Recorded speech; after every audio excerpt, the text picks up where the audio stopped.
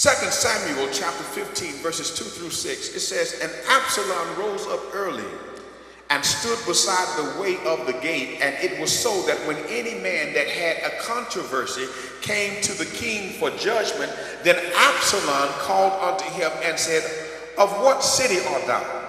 And he said, thy servant is of one of the tribes of Israel. Absalom said unto him, see, the matters are good and right, but there is no man deputed of the king to hear thee. Touch somebody, say the king is his daddy. Okay.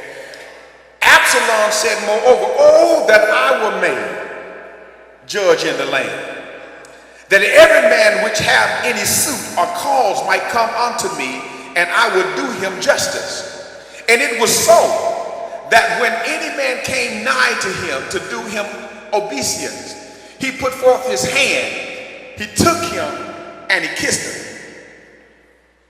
And on this matter did Absalom to all Israel that came to king for judgment. So Absalom, watch this, it's in your book, stole the hearts of the men of Israel.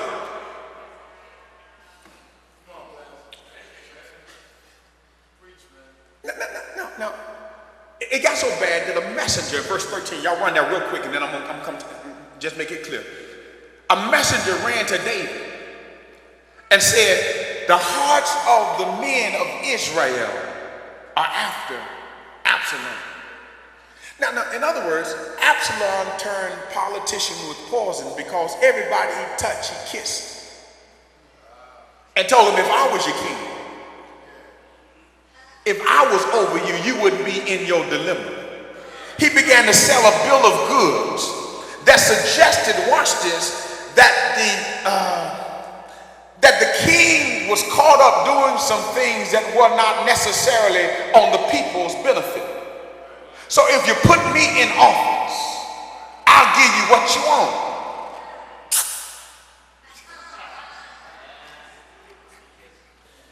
Every year at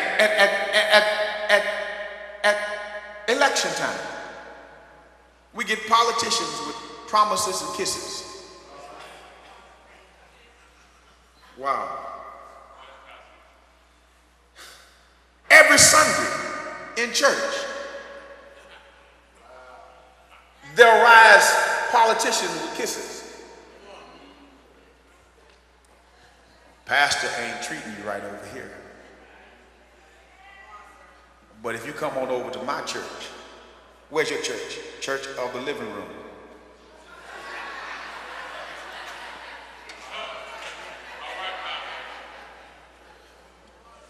Bedroom Baptist.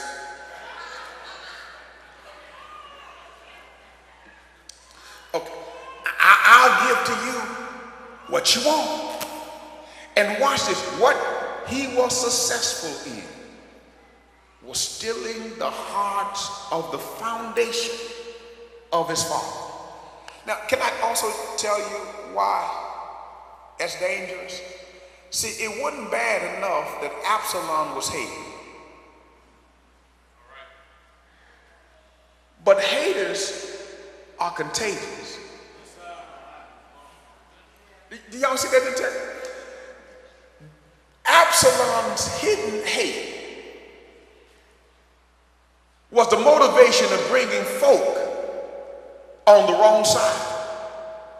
And whenever there is a division, both sides can't be right. Oh, wait a minute, I need to talk to y'all again. Let me see that. Whenever someone causes you to make a decision and God is seemingly on both sides, the key word is seemingly. Because there is that which seems right to the man, but the end thereof is destruction.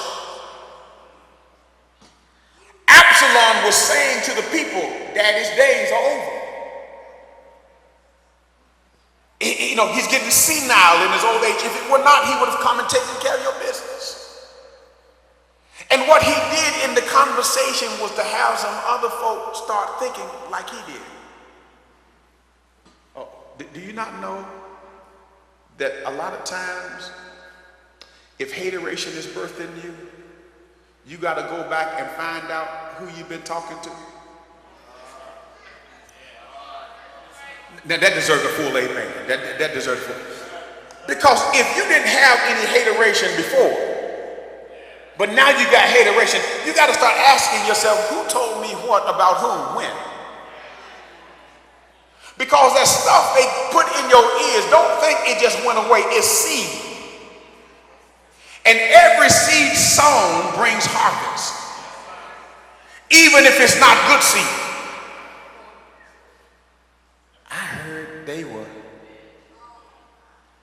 I heard she was. I ain't even going there because I don't want to plant that thought. Because right now we start in the lack of information, we'll make up something.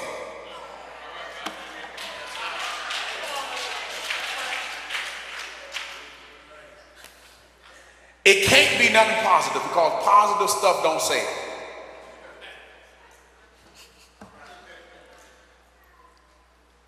Absalom began to move. Now watch it. It got so bad that this is where our text is beginning to be written from. Oh, that was setting. That was just a setting.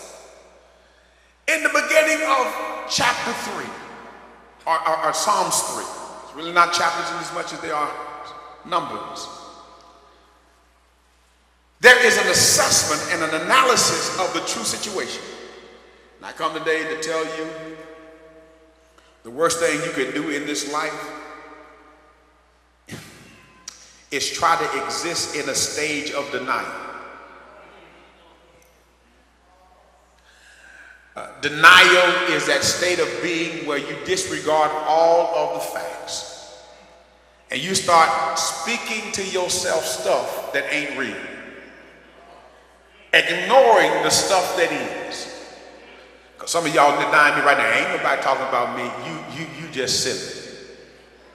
If you're doing anything worth the salt of gospel in you, you're being talked about. Jesus did not say when, if trouble comes, but when trouble comes. Watch this. Because the world hated me, it will hate you. Here's what he says in the first verse. He said, Lord, how are they increased that trouble me? Many are they that rise up against me. Many there be which say of my soul, there is no help for him in God. Now watch this. Because when we look at the analysis, the assessment, this self-assessment, you got to understand that there is an agreement on both sides of the division. Absalom said, Daddy's in trouble. David says, I'm in trouble. I don't know about y'all, but I'm tired of folk going to hospitals talking about, I don't claim that. Get an x-ray and see the problem. I don't receive that. No, listen, denial don't deliver. God delivers. It's okay that it's there. Just tell him about it so it won't be there anymore. To deny it's there is to suggest that God is not able to handle the situation. And there's a difference between denial and acceptance. I ain't telling you got, well, you're going 4 weeks to live and then you start acting like you got 4 weeks. No, I got the prognosis, but I'm not finished yet. There's another doctor I got to go to. There's one other place that specializes that I need to go to. And I thank you, doc. I thank you for your prognosis, but it ain't over yet. Till he says it's over. And so in the text, here's what happens. He says, trouble is real. And the hateration is so contagious that the foes have begun to multiply. Many started with a son. Now many are there that rise up against me. But here's the problem in the assessment in verse number 2. The problem in the assessment of verse number 2 is that what some folk think is a period, God intends as a comma.